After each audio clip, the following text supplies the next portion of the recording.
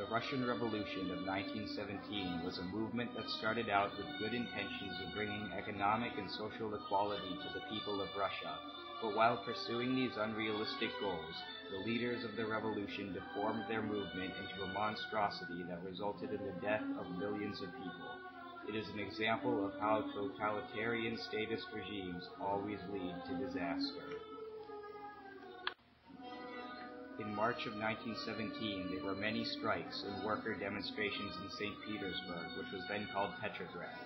Ill-disciplined troops refused to fire on the demonstrators, and the Tsar was forced to abdicate on March 15. The Russian parliament, called the Duma, met and formed a provisional government. The provisional government continued the war with Germany and lost popularity. Socialist factions formed Soviets, which were councils of workers and soldiers.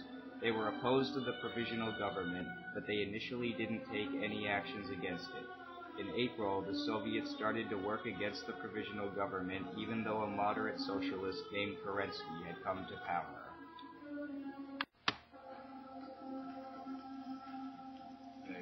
At the time, the communist revolutionary Vladimir Lenin was in exile in Switzerland, but the Germans thought that he could cause Russia to get out of the war, so they hoped him to return to St. Petersburg, which was then called Petrograd. Lenin and his followers, called the Bolsheviks, attempted a coup in the summer of 1917, but it failed. On November 6th, they attempted another coup, and this time they gained control of the government.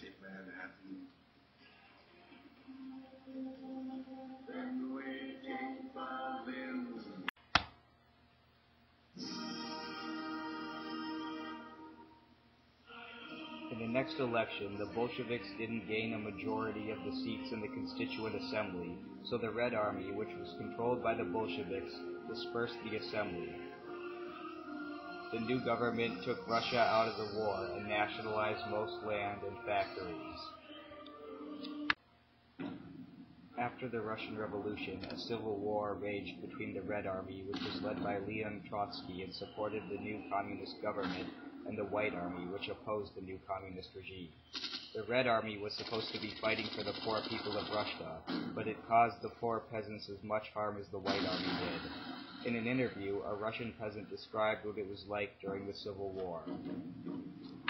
Whatever happens, happens. Here's how I understood it.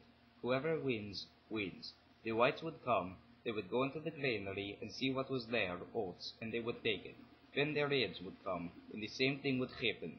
Do you have any oats? We need to feed our horses. Shucks, no, the whites have already been here and cleaned us out. Well, we'll get our hands on what's there. Come on, open the granary. And that's what happened. Life was very hard.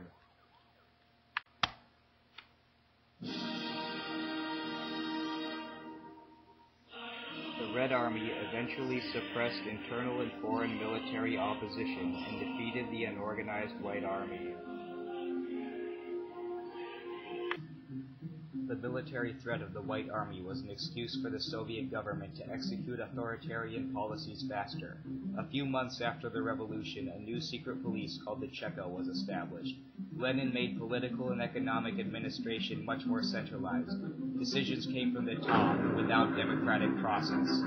Lenin was power-hungry and wanted absolute control of Russia. He once wrote, "We shall see that all the government would have had to do with its name of revolutionary democratic government were not merely a joke, would have been to decree in the very first week of its existence the adoption of the principal measures of control, to provide for strict and severe punishment to be meted out to capitalists who fraudulently evaded control, and to call upon the population itself to exercise supervision over the capitalists and to see to it that they scrupulously observe the regulations on control, and control would have been introduced in Russia long ago." Lenin developed war communism, which was an economic policy in which the revolutionary government took over the banks, transportation system, and heavy industry. The state took grain from peasants to feed the army and workers in cities. Lenin's government brutally suppressed all opposition to its economic policy and used the threat of civil war as an excuse. War communism helped the Red Army win, but people started to oppose the Bolsheviks because they weren't willing to make the sacrifices that they demanded. In 1920 through 1921, there were many strikes, and the Baltic Fleet mutinied. The Red Army crushed the rebellion, killing many people.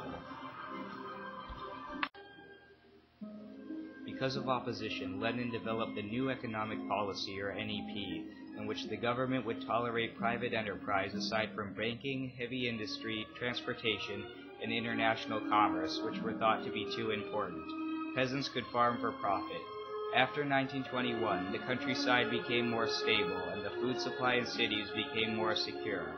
Free enterprise flourished in light industry and domestic retail trade, but there were also no consumer goods to purchase. In 1927, industrial production had reached the 1913 level.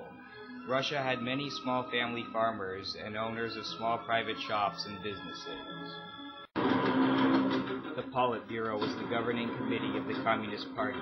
Some members of it thought that adopting aspects of capitalism betrayed Marxist ideals. Tensions increased when Lenin had a stroke in 1922 and didn't have control anymore until he died in 1924.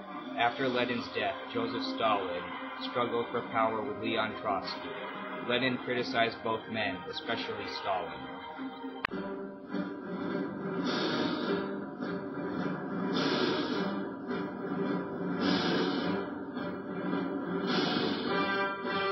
Stalin became General Secretary of the party in 1922. He was a brutal dictator. His plan for industrialization resulted in the deaths of millions, and he had millions of people killed in his great purges.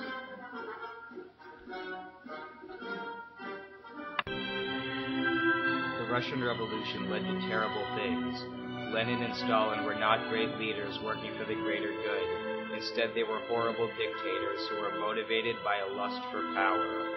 The message that we can learn from this is that throwing out old political systems and replacing them with idealistic forms of government doesn't work. Instead, it leads to disaster.